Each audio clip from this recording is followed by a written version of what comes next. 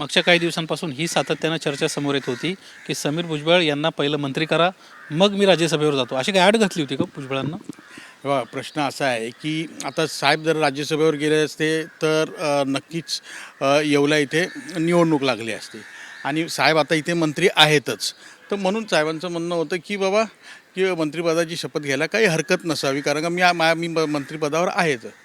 आता राहिला प्रश्न की बा माझा का, तर पहिले शिवसेनेमध्ये लहानपणी काम केलं, त्याच्यानंतर काँग्रेसमध्ये आलो, त्याच्यानंतर राष्ट्रवादी काँग्रेस पक्षाची स्थापना आली.